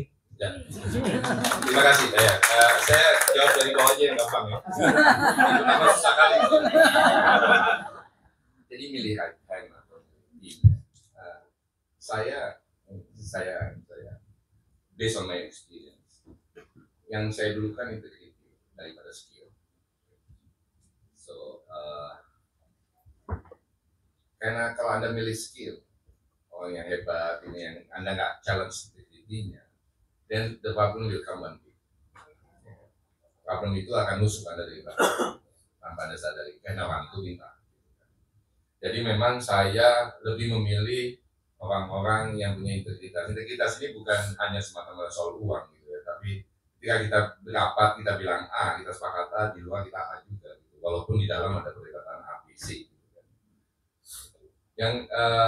Yang kedua, memang saya setiap kali milih di level direksi, memang saya selalu sampaikan kepada calon direksi, ini adalah Anda pegawai kontrak. Anda bukan pegawai kontrak. There's no guarantee Anda akan habiskan 5 tahun jadi direksi. Itu yang pertama. Yang kedua, Anda bisa berhenti setiap saat. Salah satunya juga kalau gue sebel. Ya tentu saya akan datang ke pemeriksaan, ke tempat ini. Kalau enggak, kalau Bapak ngomong tadi ya, saya keluar. Kan mesti pada saat kondisi bagus, saya tidak ngomong begitu kan. Tapi you need to have somebody dedicated and loyal to you. Kita boleh berdebat apapun di dalam mengambil keputusan, tapi CEO lah yang mutusin. Karena Anda sebagai CEO lah yang megang amanah dari pemegang saham, dari para investor terhadap berlangsungnya perusahaan. No compromise soal gitu-gitu. Dan kalau ada yang challenge, you better not ask them to be part of your team.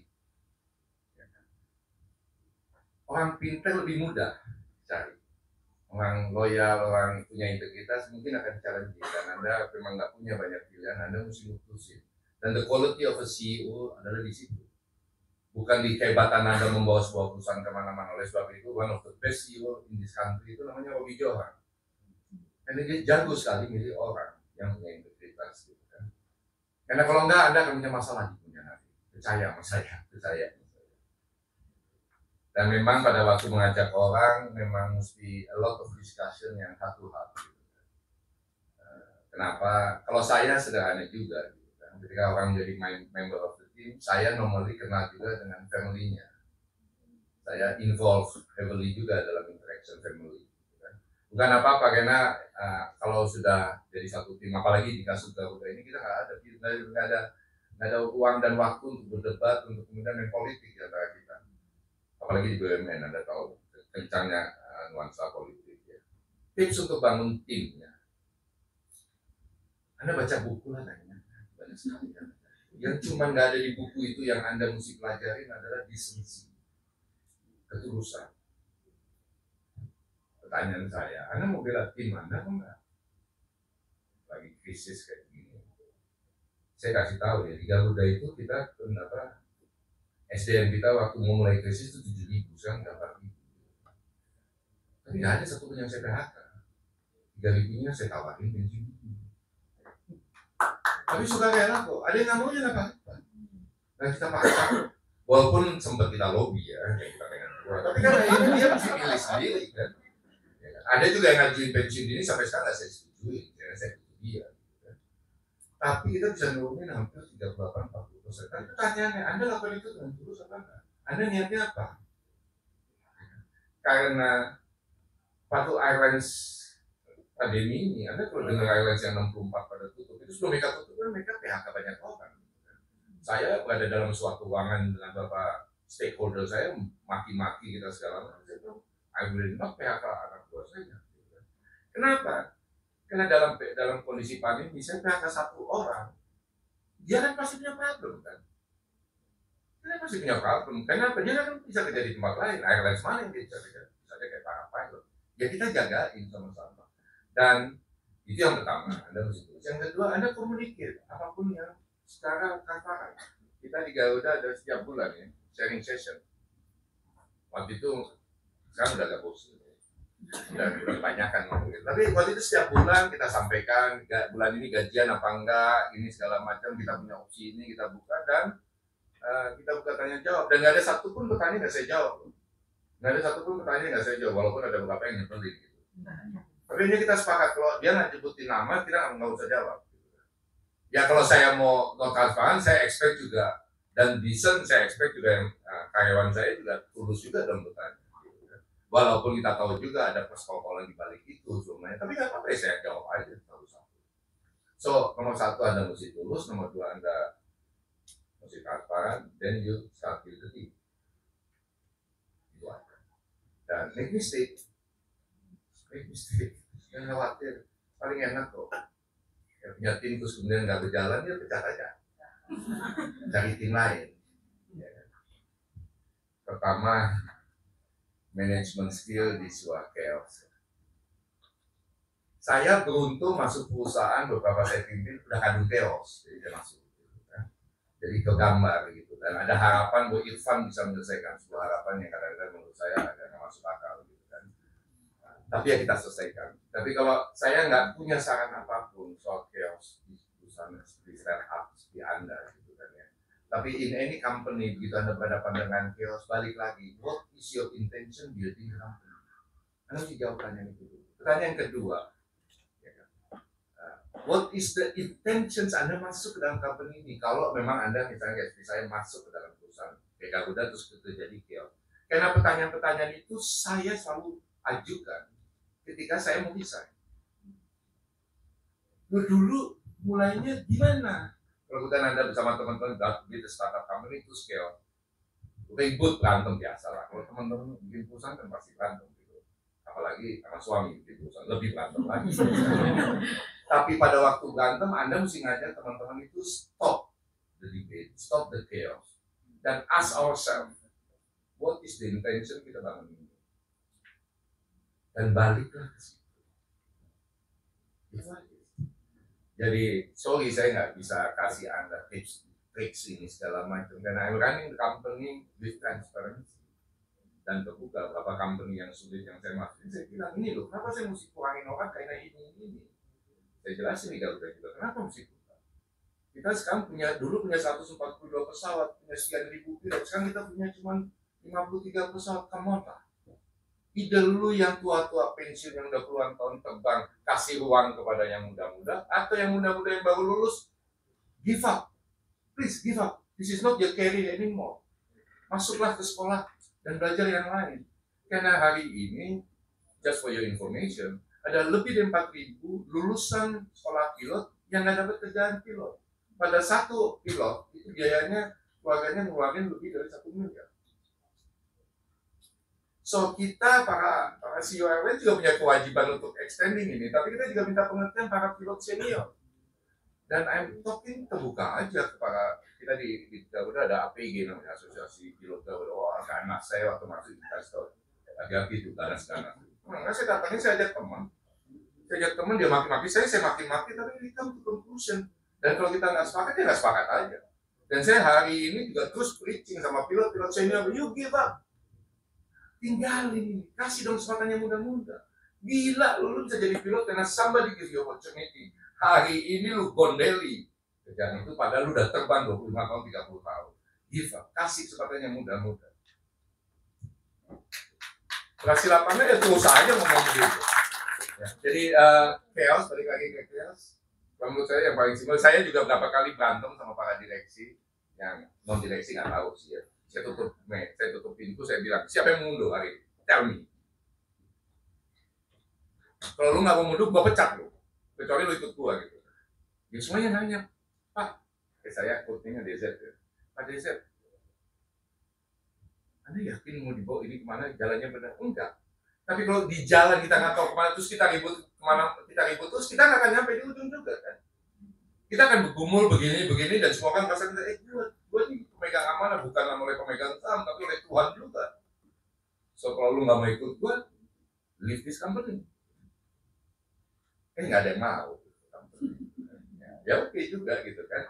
Jadi Anda juga mesti tegas sebagai CEO, sebagai orang nomor 1, mesti tegas itu. Tapi ajaklah. At the end of the day, menurut saya sih kalau teman-teman yang bergabung ini kita ajak ngomong bicara hati-hati dan kembali ke the initial intention kita bergabung di perusahaan ini, saya rasa most of the time kita akan balik dan akan sepakat lagi.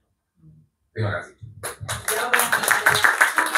Kita mesti ambil pertanyaan dari online, hadirin dan online. Silakan Pak MC. Baik, selamat malam Pak. Izinkan menyampaikan pertanyaan dari salah satu peserta Alright. Pertanyaan ini dari saudara bernama Zaki Radia. Dia bertanya, selamat malam Pak Irfan, perkenalkan nama saya Zaki dari jurusan Business Management and Marketing.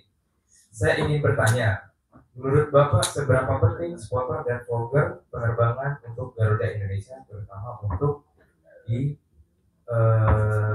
mendorong sisi marketing perusahaan? Sekian Pak, terima kasih. Ya, mau jawaban jujur kan? Saya juga belum ngerti nih peran yang mau diambil bagaimana gitu kan. Tapi memang buat saya ini very interesting dunia teman-teman spotter sama vlogger untuk dunia airline ini. Kita punya beberapa penumpang yang hampir setiap minggu Pak, dan memberikan analisa terhadap pesawat ini segala macam, waktu sama para pilot masuk ke dalam. Some people di dunia ini memang begitu maniaknya dengan dunia penerbangan.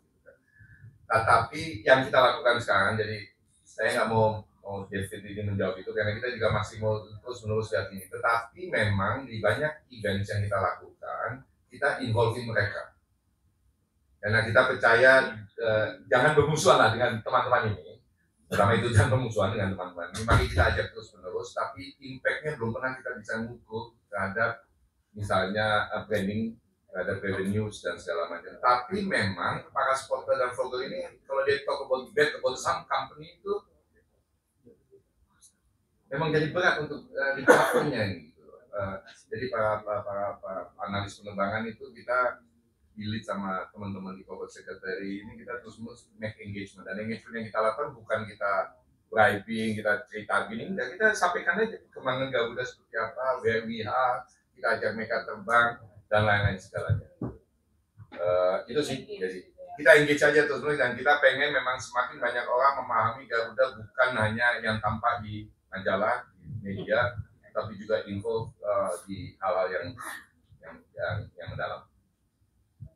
Ya, thank you Pak Irfan. Satu lagi? Sudah? Oh sudah. Mungkin yang terakhir silakan Ibu Maria.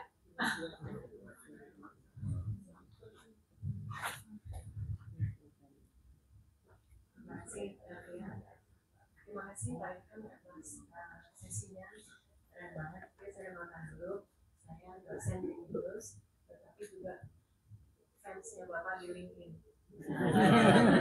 Udah lama loh, Bapak di LinkedIn, dan saya kira mungkin pertanyaannya adalah waktu Bapak di LinkedIn ini kan juga banyak ini ya, banyak pros and cons, juga ada yang menganggap Bapak pencitraan gitu ya, karena kan beberapa kegiatan itu dipertanyakan, misalnya Bapak ikut nyapu di airport, kemudian banyak aktiviti, tapi seru aja. Harusnya sih ikutinnya dengan sangat riang gitu ya. Kenapa? Karena kan sebenarnya itu membuat Bapak beda gitu ya dari CEO BUMN yang lain. Itu satu pertanyaannya, bagaimana Bapak melihat itu merupakan salah satu strategi Bapak untuk tampil, tetapi apa adanya. Yang pertama. Yang kedua, tadi kan Bapak menyebutkan ada riset-riset ya Pak, yang mana yang sebelumnya juga pasti sudah ada riset-riset. Namun saya perhatikan Bapak mempunyai temuan-temuan baru yang mungkin agak berbeda dengan temuan-temuan tim riset yang lalu. Ada approach baru apa Pak? Di behavioral research, soalnya kebetulan saya juga researcher, research kualitatif kalau saya. Apakah Bapak juga mengadopsi research kualitatif di samping kuantitatif gitu ya di Garuda?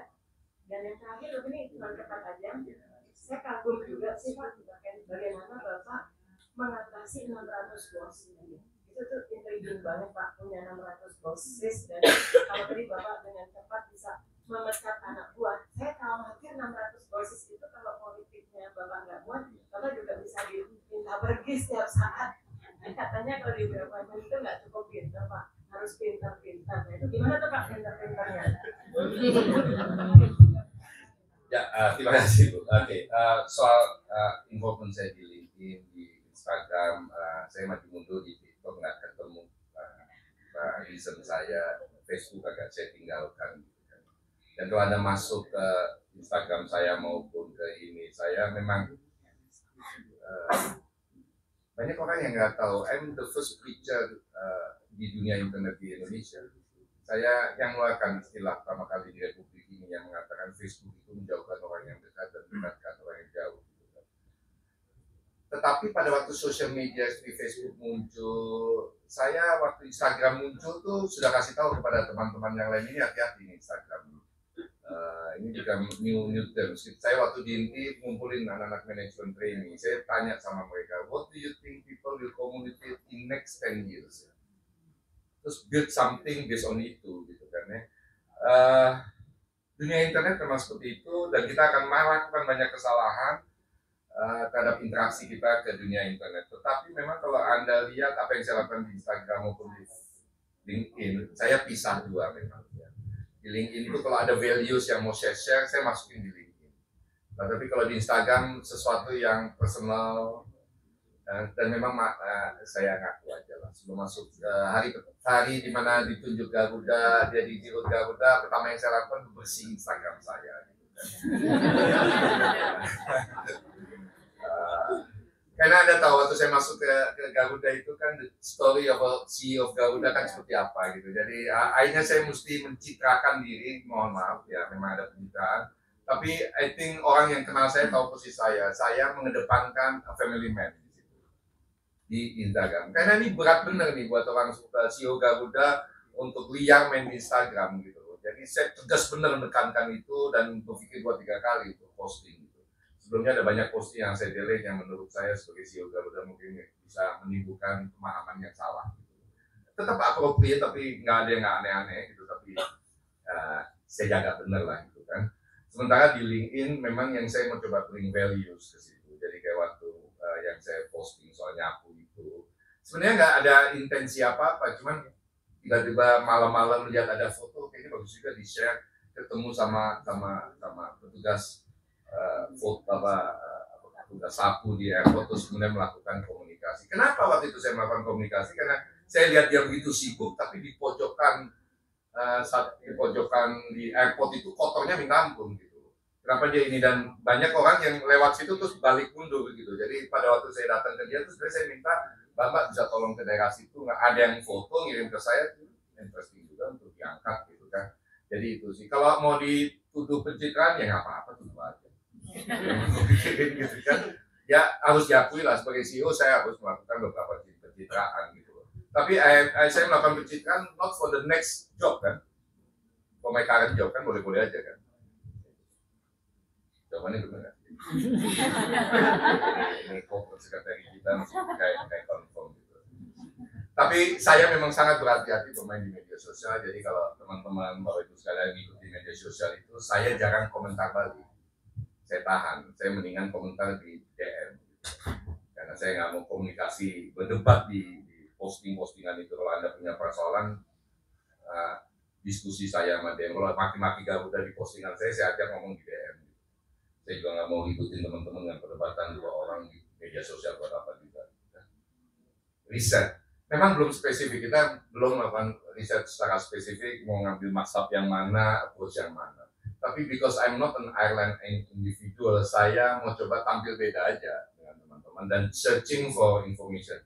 Kebetulan punya banyak teman-teman yang sharing informasi-informasi terkait dengan airlines yang dari sisi penumpang, dari sisi what people see in airlines. Kayak tadi pagi saya dapat dari Harvard Business Review, dan kebetulan kita lagi ada meeting besar, tadi saya share sama semua teman-teman, dan saya putuskan bahwa ini bagus untuk kita eksekusi, yaitu apa? Employee breaking rules for the benefit of customer. Jadi tadi pagi saya share ke semua tim, saya izinkan sebagai Giro Anda untuk break any SOP selama itu demi kepentingan customer. Contohnya, misalnya ada orang beli tiket jam 3 sore, for some reason ketinggalan pesawat. Aturan di kita, kalau Anda mau reschedule, Anda mesti bayar. Tapi as individual, as pegawai Garuda yang bertugas menghadapi itu, saya berikan dia kesempatan dan saya izinkan dia untuk break the rules dan memberi jadwal baru tanpa bayar. Nah, yang pertanyaan paling menarik adalah kenapa itu mesti dilakukan? Ternyata buat employee itu akan makin engage, makin happy menurut riset itu. Ya, gue nggak ngapain belajar riset itu kan, saya nggak secerdas teman-teman yang ambil dokter. Saya ambil kesimpulannya aja, gitu kan. Jadi kesimpulannya adalah employee makin happy, employee makin excited, gitu kan, engage. Yang kedua adalah customer makin loyal. Nah, kita kan menemukan juga fakta bahwa kalau kita mau break rules kepada seseorang, sebaiknya kita break rules itu kepada seseorang yang tahu aturan. Ya, jangan yang nggak tahu aturan terus kita break rules, nggak ada manfaatnya buat dia, gitu kan. Contohnya kalau di penerbangan, Anda kan kalau mau terbang datang ke airport terus check in kan, check in dapat boarding pass, terus jalan lewatin security. Semua orang yang mau terbang tahu itu kan. Kalau di Cengkareng naik Garuda itu di gate 5 masuk, cek X-ray, belok kiri, check in dulu, baru keluar belok kanan. Anda bisa bayangkan nggak bahwa kalau orang break the rules, kemudian dia jalan, Pak, ini boarding pass-nya sudah kami siapkan. Oh, and so important for Garuda kan, dia belok kanan. Nah itu pasti kalau orang begitu pasti akan membuat orang itu jadi loyal. Kalau orang biasa ya, kalau pejabat udah belok kanan, karena ada protokol yang ngambil. Kalau di rute Garuda sekarang juga udah mulai belok kanan. Dan saya ingetin berapa kali keluarga dan teman-teman itu jangan itulah. Karena problem buat saya kan jadi di rute mungkin bentar lagi berhenti kan. Terus nanti naik Garuda belok kanan gitu, Pak boarding pass-nya mana tak malu kan? Kan mesti belok kiri dulu mesti check-in. Jadi small things yang kita berikan kepada para penumpang kita, customer kita, by breaking rules. Sepanjang dia tahu, itu akan lebih beautiful. Jadi hal temuan-temuan atau riset atau hal seperti itu memang kita jalankan. Dan saya punya compelling justifikasi yang kuat karena saya selalu bicara di Garuda, saya penumpang.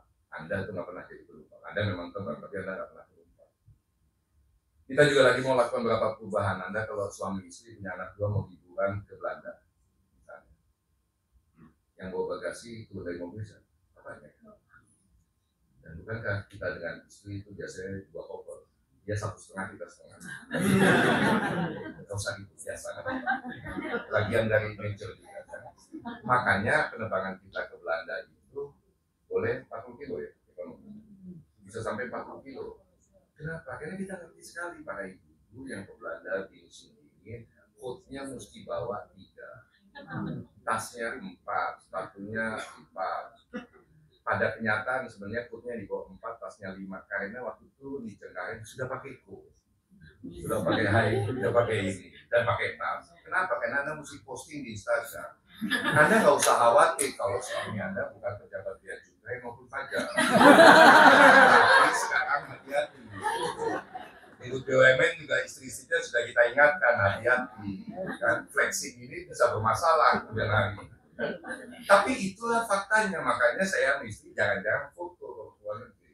Karena dia gonta-ganti terus, saya dari hari pertama sampai hari terakhir jaketnya sama, sepatunya sama, celananya sama gitu kan. Tapi that's the reason ya kita melakukan riset ini. Jadi kenapa 40 kilo? Karena bisa begitu. Anda naik lagi pasti 30 kilo, pasti nggak nyaman. 40 itu tidak bisa gitu kan. Sepeda gratis naik Garuda. Mau kemana aja naik sepeda gratis. Walaupun saya mulai agak marah, saya pengen naikin cetanya sama teman-teman yang bersepeda. Becat saya 250.000 lumayan lah. Lu gila lu, senaknya aja lu deh. Gila, sepeda 150 juta, sepeda 250 gak ikhlas. Tapi itulah orang Indonesia, ada kepuasan gratisan gitu kan. 600 bos ya, agak susah. Anda pernah nonton di YouTube di mana salah satu maki-maki saya, terus kemudian bilang salah satu anggota DPR bahwa kalau udah mati juga gitu kan. Memang agak susah berhadapan dengan beberapa teman. Tapi saya mencoba memahami the reasons mereka lakukan itu. Dan the biggest issues buat mereka kan adalah mereka itu kalau Anda di DPR itu kan live. TV-nya live loh, Anda bisa ngikutin live loh. Kalau saya dimaki-maki di DPR itu live semuanya. Itu sengaja kan, supaya apa yang mereka lakukan, mereka omongin, mereka marah-marah kita kan konstituennya dengar. Nah, karya pemilihnya dengar tuh, hebat calon kita. Gitu. Walaupun setelah selesai itu masuk listrik kan sorry lah bos, sorry ya, konstituen kita kan. Ya gila. Jadi memang mesti saya nggak katakan, tapi kita mesti pintar-pintar bermain dan memahami teman-teman itu. Saya sebenarnya kalau dengan teman-teman politikus itu ngambil posisi lebih enak aja sebelum formal, dan sudah formal kita coba jaga pertemanan. Untungnya kita di Garuda kadang-kadang bisa memberikan sedikit breaking rules buat mereka, sedikit, nggak perlu sering gitu kan ya. Memang nggak gampang. Contohnya kan ada beberapa di UTM yang diusir kan. Pak Silmi yang saya jadi dirjen imigrasi pernah diusir.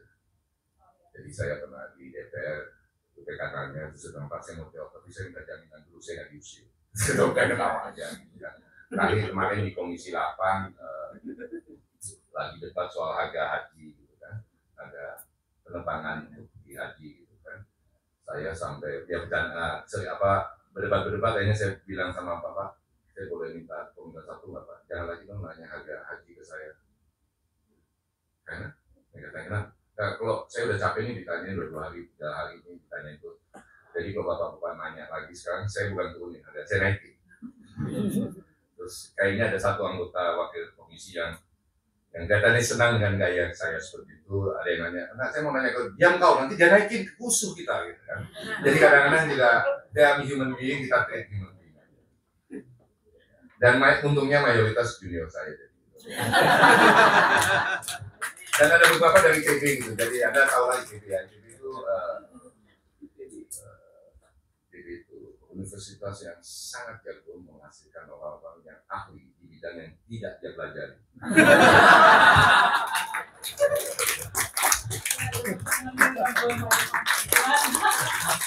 Ini menarik sekali Pak Ivan ya, cuma waktu kita sudah jam 9, saya sudah diberi tanda sign untuk menyelesaikan.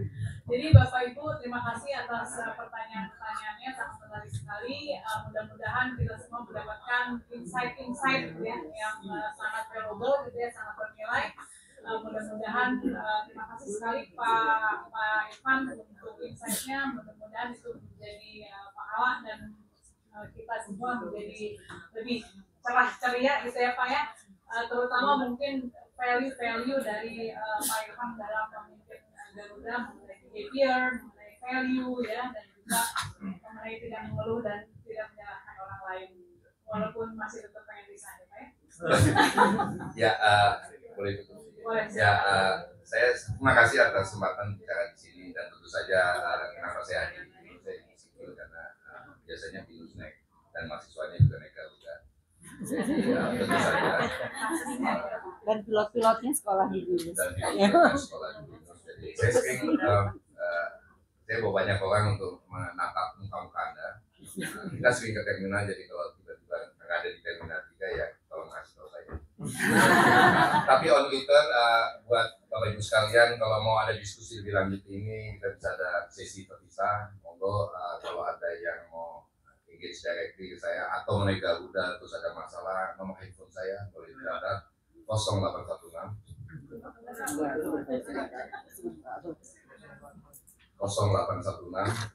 838 938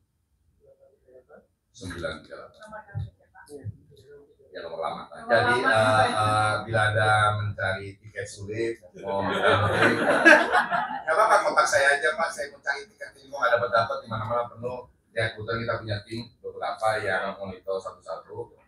Jadi saya ini bukan berarti nggak bayar ya. Saya cuma minta satu aja, jangan ada minta sama saya. Diskon. Nggak boleh gitu. Tapi kalau butuh bantuan apa ini segala macam, let me know. Kita punya tim di belakang yang 24 jam bantuin permintaan direksi. Ya, karena banyak request seperti itu. Dan bila ada pertanyaan lanjutan, monggo silahkan kita bisa bicara. Terima kasih. Assalamualaikum warahmatullahi wabarakatuh. Sebelum mengakhiri sesi hari ini, izin menambahkan satu pertanyaan lagi Pak dari Zaki Radia yang kebetulan tadi sudah bertanya. Izin menambah pertanyaan Pak, untuk masa saat ini apakah Garuda membuka kesempatan internship untuk mahasiswa?